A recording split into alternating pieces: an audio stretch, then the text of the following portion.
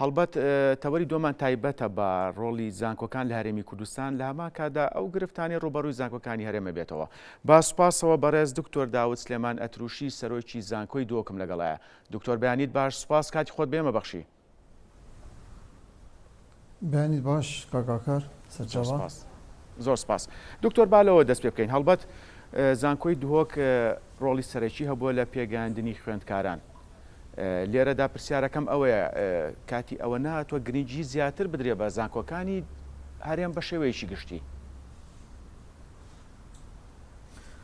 بەڵێ جارێکە دیبێنی باش بێگومان زانکۆ ڕوو لە زانکۆێت ناو کۆمەڵگەهی و پێگەهاندنە گەنجان و گۆڕانکاری کۆمەڵایەتی ڕۆلەوەی دیارە جیهانێدا و نافەر کۆمەڵگەهێکیدا کوردستانێژی پشتی ساڵە نۆتۆیەکێ دەستپێکەکانی هەبوویەت ئاواکردنا زانکۆدا و دەستپێکێدا زانکۆ سلێمانیە و زانکۆ دهۆک لەگەل زانکۆ سەلاحەدین و پێشیاوی هەبوو هاتنە دامەزراندن و پشتینگی ژمارە زانکۆ یعنی تەرکیز حکومەتی سەر برفركنا زانكو بو الكردستانين وكان الحمد لله جمارة زانكو السيتي بارانديا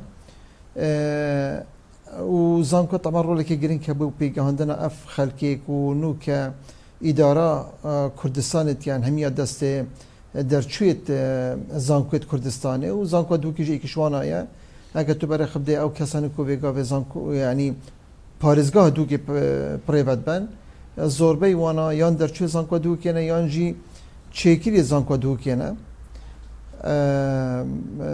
ئێستا تابانە میگەشتە مەرحەلەکە دیترێ نسبەت زانکۆ بدیت نامن دەبێت نوکە گرنگی ئەم دەینە کۆڵەتی خواندنێ و مؤسساتیکردنە زانکۆیە ئەف دوو نقطە بۆ من گەلێکت گرنگێن ئەساسینە دیتنامر بووندی بۆ پێشەخستنە زانکۆت کوردستانی. بەڵێ دکتۆر بە شێوەیەکی گشتی زانکۆی دۆک لە چەند کۆلێژ و چەند بەش پێکاتوە لە ئێستاە؟ بەڵێ زانکۆ دهۆک دەستپێکی و ساڵۆنتێکی هاتێ دەمازراندن دوو کۆلیج هەبوون کۆلیجە پزیشکی و چاندنێ نوکە 19 کۆلیجێت هەین لەگەل هەفتەیەک بەشێن زانستی. بەڵێ چه کۆلێژێکی نوێ بەنیازە لە زانکۆی دۆک بکرێتەوە یاخود بەنیازن بۆ ئایندە بیکەنەوە ئایا ئەمە لە پلانتانە هەیە؟ ساڵا بوری مە کۆلیجە هونەری جوان لە زانکۆ دۆکی دامەزران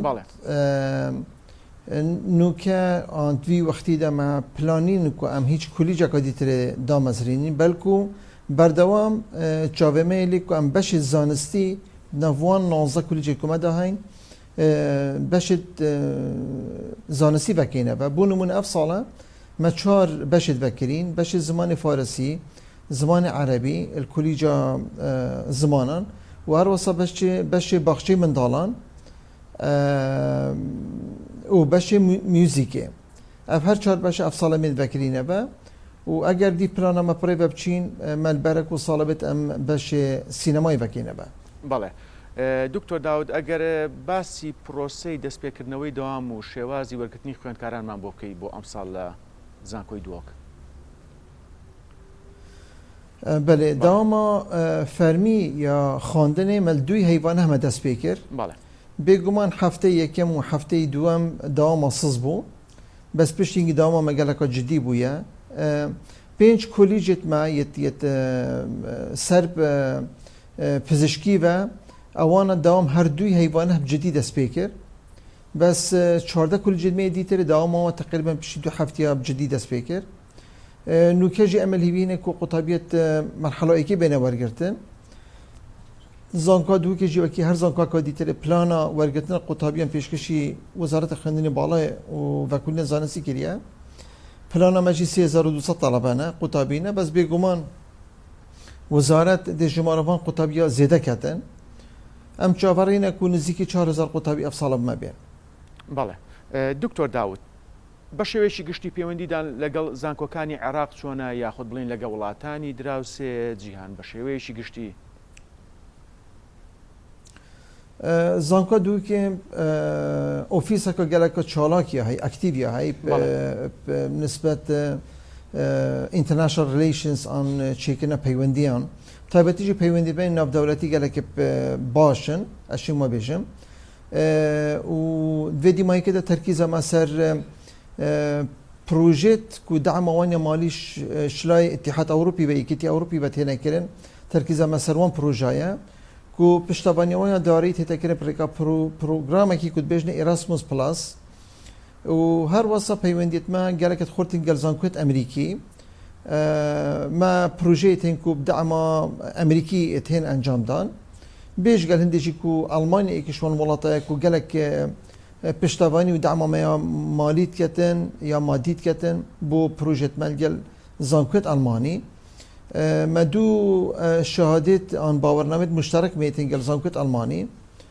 و ئەف ساڵەژی ما دیپلۆمەکە باڵا ما بەکرەبەت بواری دیپلۆماسیێتێدا کو دیسان باوەڕنامە هافبەش یا هەی گەل زانکۆکە ئەمریکی بدیتنا من ینی بابەت ڕێژەیە ئەگەل ئەم مقارنە زانکۆ دووکێ بکەین گەل زانکۆی دیت کوردستانێ ئەس شێن بێژم کو پەیوەندیتمە ji derve gel zankoyê ji derve gelekit başin gel zankoyt Iraqî jî taku hedekî başin û em hîbînê ku dê berfirekeyn. Bale. Doktor min epirsim ta çend giring e bayexî zêtir bidire be sîmînarî zanistî û akademî yaxud workshop li zankoyê duok bêt yaxud li zankokanî tirî Herêmî Kurdistan bêt. Bale. Kaka kartozanî yekîş erkên zankoyê xizmeta komelgehî ye. Yani erkê siyemê zankoyê xizmetkirina komelgehî ye. Ji ber hindê jî zankoya dûkê berî 2 sala plana xwe ya stratejî elan kirî. Yekîş tewerên giringên karê zankoya dûkê plana stratejî zankoya dûkê de pêzkirina pir da navbera zankoyê û civatî da ye.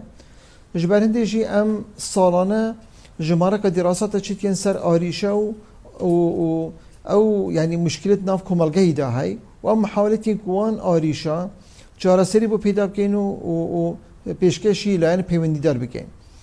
Salane eşên bijme te dehan eger nebême te sedhan çalakî têne kirin gel komelgeh ji dervey zankoyê û dîtna min em şên pêşketineka baş divî mecel de peyda bikeyn. Peywendê me gelekit xurtin gel hemî layenên ji dervey zankoyê û bêguman ev ê biye êkiş erkên serekiyê zankoyê salane em konferansekê dikeyn ser erkê sêmê zankoyê yani peywendê zankoyê gel ji derve û em çawaşên vî erkî yani çawaşên divî layenî de em pêstir bikevîn.